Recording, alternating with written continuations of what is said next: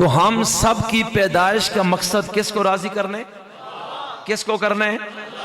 जिंदगी देने वाला कौन है? जिंदगी देने वाला कौन है? माल देने वाला कौन है? जुबान देने वाला कौन है? आंखें देने वाला कौन है? हाथ और पांव देने वाला कौन है?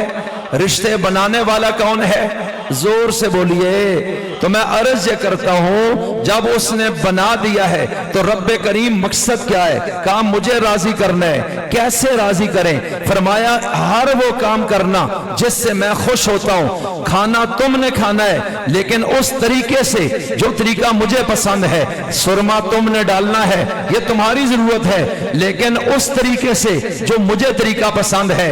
बाल तुमने कटवाने हैं लेकिन उस तरीके से जो मुझे पसंद है। लिबास तुमने पहनना है लेकिन वो जो मुझे पसंद है।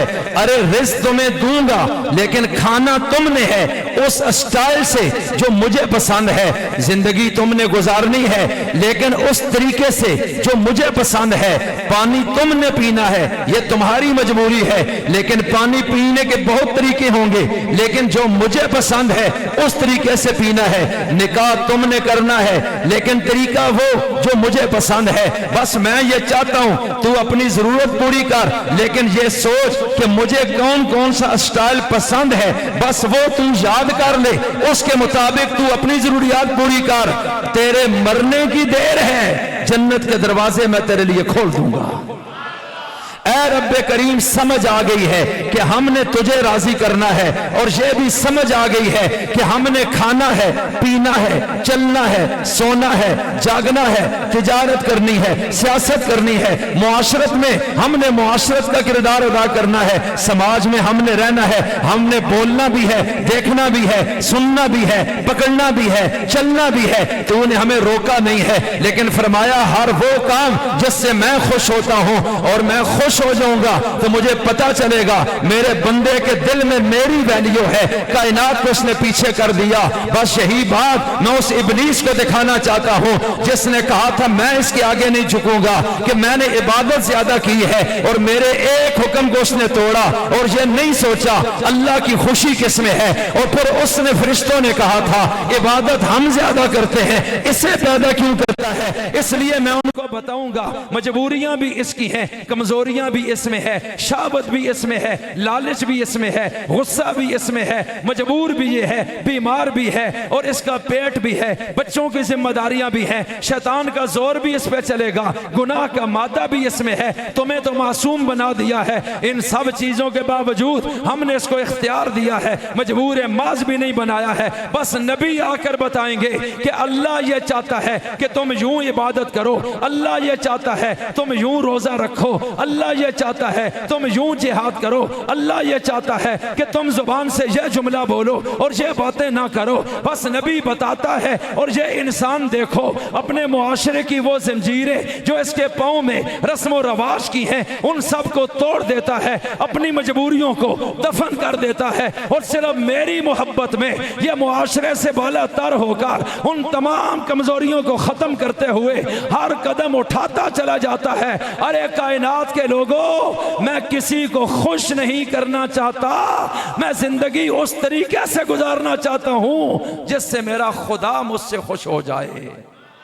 ऐ रब्बे करीम, ये बात तो समझ आ गई है, लेकिन अब बताना, इंसान तो करोड़ों गुजरे हैं, अरबों गुजरे हैं, तो जिंदगी का कौन सा तरीका है जो तुझे पसंद है? तुझसे कामिल इल्म भी किसी का नहीं है। इंसानों का पैदा भी तूने किया है, आदम से लेके आज तक तुझे सबका पता है, तो हमें क्या पता है बाल कैसे रखने हैं, कपड़े कैसे पहनने हैं, बोलना कैसे है, अकीदा कैसे रखना है, इबादत कैसे करनी है, मुआमलात कैसे करने हैं, मुआशरत कैसे करनी है, हमें तो पता नहीं है। तो फिर तू बता, ये जिंदगियां तो तेरे सामने हैं, इंसानों के लाइफ स्टाइल तो तेरे सामने हैं, तर्ज जिंदगी तो तेरे सामने है। आज आप आए हैं सीरत की कॉन्फ्रेंस में, तो मैं एक मैसेज देना चाहता हूं। अल्लाह कहता है हाँ, मशरक वाले को भी बताएं, मगरिब वालों को बताओ, शिमाल वालों को बताओ, जनूब वालों को बताओ, इस कायनात में एक लाइफ स्टाइल है जो रब को सबसे पसंद आया है, इससे आगे कोई पसंद नहीं आया है। दुनिया में जितने नाम नामवर गुजरे हैं, अरे उनकी जिंदगियों को जब देखोगे,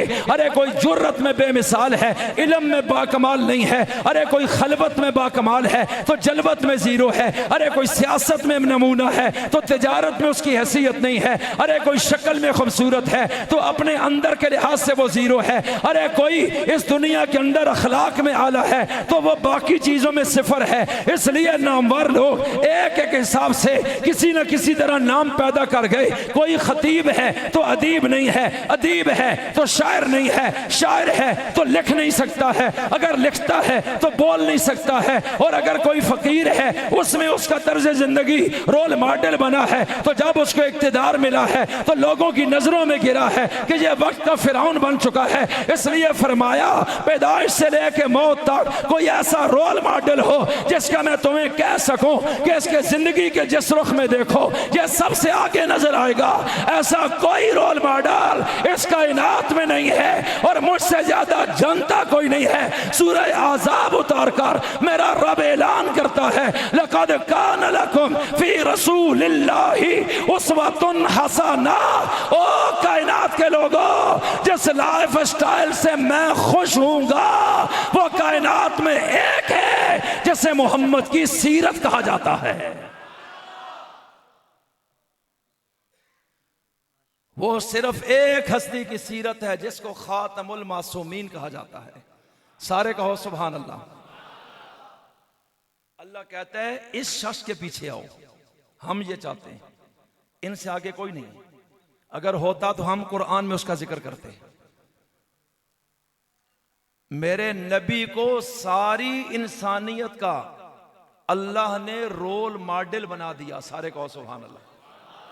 अल्लाह कहता है बनाकर मैं भेजूंगा, सारी दुनिया के लोग खुर्दबीन लगाकर गहराई से मुताला करें और चेक करें मोहम्मद अरबी में कोई कमजोरी और ऐब निकाल कर दिखा दे। सारे कहो सुभान अल्लाह। कोई बंदा ऐसा है इस पूरे मजमे में मेरे समेत जो इस वक्त उठ के कसम उठा के बता दे कि अब तक की जितनी जिंदगी गुजरी मैंने कभी झूठ नहीं बोला? कोई है? बोलो। पूरे बालाकोट में कोई है? मुमकिन नहीं। पूरे पाकिस्तान में? वो बोलो ना, कोई भी नहीं है। कहीं ना कहीं गेम है। मौलवी बोलेगा कहेगा तोरिया है। क्यों मतलब?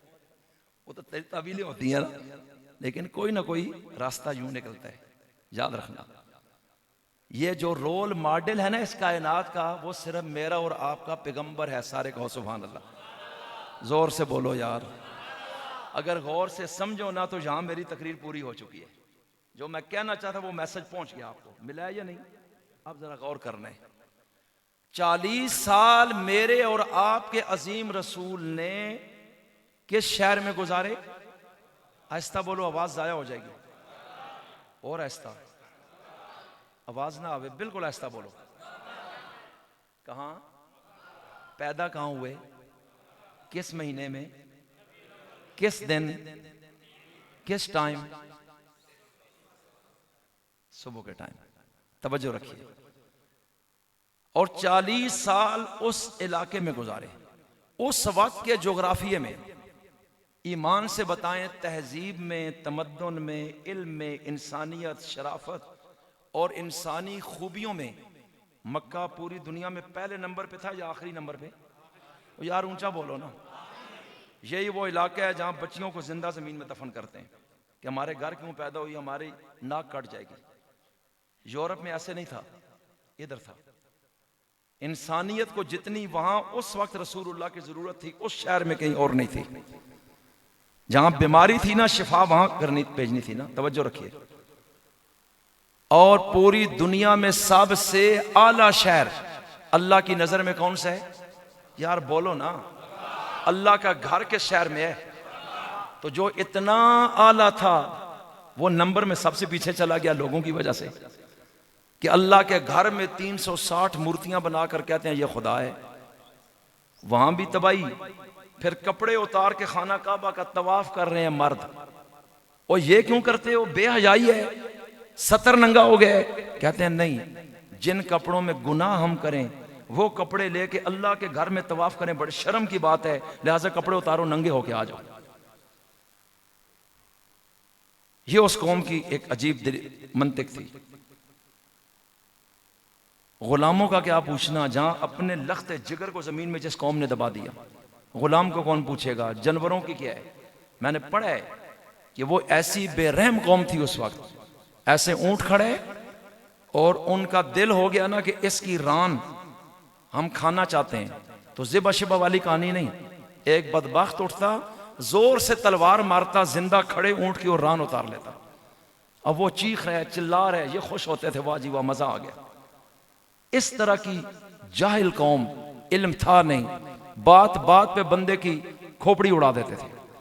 और अगर उस माहौल में किसी गरीब से, किसी ऊंचे खानदान का कोई नौकर भी मर गया, उन्होंने उसके बदले उस खानदान के 2-4 बंदे मार दिए कि हमारी बराबरी का नहीं। होता कौन है? इंसाफ नहीं है, अमन नहीं है, हया नहीं है, इल्म नहीं है, रहम नहीं है, मोहब्बत नहीं है, हमदर्दी नहीं है, अल्लाह का हक नहीं पहचानते, मखलूक क्या क्या पहचानेंगे।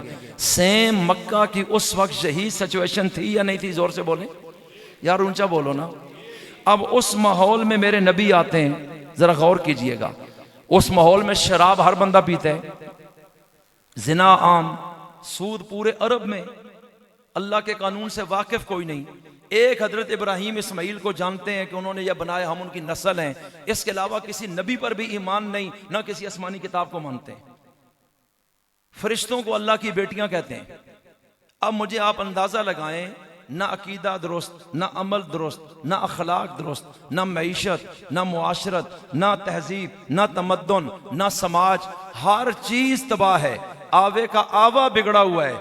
अब मुझे बताएं, उस माहौल में मेरे नबी आते हैं, किसी को तो नहीं पता था आने वाले वक्त में यह कौन है, तरबियत कौन कर रहा है, इनको सिखाता कौन है, पढ़ाता कौन है, बढ़ाता कौन है, चलाता कौन है, हिफाजत कौन करता है, इनकी उंगली पकड़ के फिसलने से, गिरने से बचाता कौन है, ये किसी को पता नहीं था। उस माहौल में आमना का लाल अब्दुल्ला का दुर्र यतीम पैदा होता है, अब्दुल मुत्तलिब का पोता है, अबू तालिब का भतीजा है, कुरैश में से है, बनु हाशिम में से है। और ये बच्चा जब पैदा हुआ, बाप का साया सर से उठ गया है, सगी बहन नहीं, सगा भाई नहीं है। और फिर इन दाइयों ने भी जो घरों में आई बच्चे उठाने, गरीब समझ के छोड़ा कि यहां से क्या मिलेगा, बाप तो है कोई नहीं है। और थकी हुई ऊंटनी पे आने वाली दाई ने इस बच्चे को उठाया कि जब और कोई बच्चे ही नहीं, चलो यही ले जाते हैं, कुछ ना कुछ तो फायदा होगा। जमाने ने बचपन में रिजेक्ट कर दिया था कि नहीं ये गरीब है। इस तरह का माहौल और मुआशरा है, दुनिया की ज़हन और सोच और उनका एक तखय्युल था जो मैं आपके सामने इख्तिसार के साथ रख चुका हूं। अब जरा गौर कीजिएगा, मेरे नबी ने पैदाइश के बाद वहां उस कौम में, उस माहौल में 40 साल गुजारे।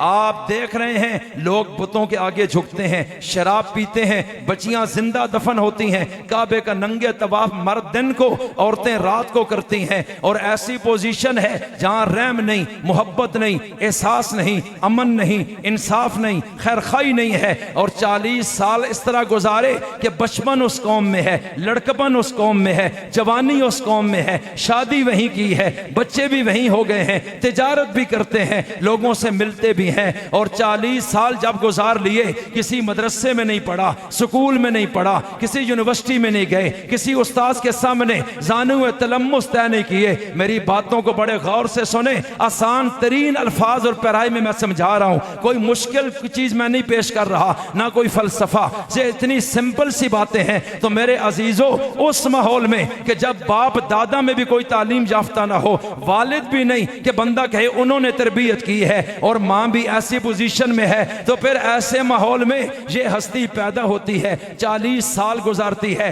तिजारत में सबसे नंबर ले जाते हैं। लोग कहते हैं इस जैसा ताजिर नहीं है, बचपन ऐसा बाकमाल, ऐसा बचपन नहीं है, ऐसा लड़कपन किसी का नहीं, ऐसी बेदाग जवानी किसी की नहीं, और ऐसा बोल किसी का नहीं, अखलाक अखलाक किसी का नहीं, किरदार किसी का नहीं। हत्ता के ऐलान नबूवत से 5 साल पहले जब आपकी उम्र मुबारक 35 साल है, ऐन उस वक़्त काबा के अंदर वहाँ कोने में हजर अस्वद की तनसीब के मसले में करीब था खून खराबा होता, मक्का का अमन तबाह होता, वहाँ खोपड़ियाँ फिजा में उड़ा दी जाती। हर कबीला चाहता है कि वो मैं सादत हासिल करूं, लेकिन आप वो थे जिन पर पूरे मक्का का इत्तेफाक हुआ। हालांकि आप सरदार मक्का नहीं है, सरदार मक्का तो मुगीरा बिन शोबा है, सरदार मक्का तो अबू जाल है, सरदार मक्का तो अबू सुफियान है, सरदार मक्का तो अबू तालिब है। और आप तो उन सरदारों में भी नहीं हैं, आप तो जागीरदार भी नहीं हैं, आप तो मालदार भी नहीं हैं, आप तो सरमायादार भी नहीं हैं, आप तो लोगों के पैसों से तिजारत करके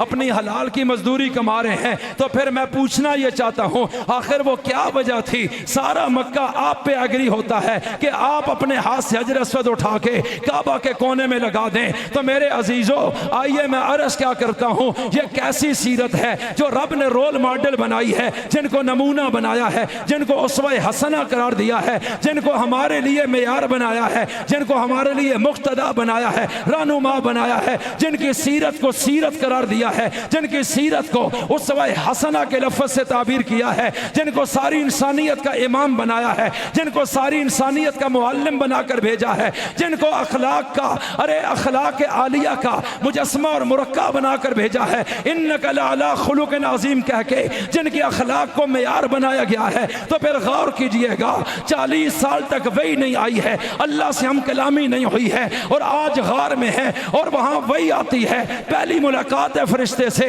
और फिर जब नबी वापस आते हैं, अल मुख्तसर ये है, मुस्तफ़ा सफ़ा पे खड़े होते हैं। अभी लोगों को यह बताना है कि इंसानियत को जिस नमूना सीरत का अरे इंतजार था वो मैं हूँ, मुझे चुना गया है, मुझे रोल मॉडल बनाया गया है। मेरी सीरत को, लाइफ स्टाइल को, करैक्टर को, किरदार को अल्लाह ने पसंद किया है, तुम्हें इसके पीछे चलना है। अभी यह बताना था, अभी बताया नहीं है कि मुझे नबी बनाया गया है, रसूल बनाया गया है। मेरा मुस्तफ़ा खड़े होके उस कौम से बात करता है जिसमें डर नहीं है, खौफ नहीं है, घबराहट नहीं है, मैदान से हटते नहीं है, दलेर हैं, निडर हैं, बेखौफ हैं। और उनके सामने अवाम की अदालत में 40 साल जिंदगी को, किताब जिंदगी को पेश करके एक जुमला पूछते हैं, अरे मक्का के लोगों, मैं तुम में रहा हूं, किसी और शहर में नहीं रहा, मुझे तुम जानते हो, खानदान को जानते हो, माँ को जानते हो, बाप को जानते हो, बचपन देखा है, जवानी देखी है, लड़कपन देखा है, तिजारत देखी है, अखलाक देखा है, मुआशरत देखी है, तहजीब देखी है, तमद्दुन देखा है। तो मैं आज आपको अदालत में पे खड़ा करके अपने आप को पेश करता हूं, खुलकर बताना, छुप कर ना बताना, डर कर ना बताना, मेरी तरफदारी ना करना। बताओ मैंने 40 साल तुम में गुजारे, मोहम्मद को कैसा पाया है, सीरत कैसी है, किरदार कैसा है, कैरेक्टर कैसा है। सारा मक्का बयाक जुबान बोलता है, हमने आपकी जिंदगी में सच के सिवा कुछ भी नहीं देखा है।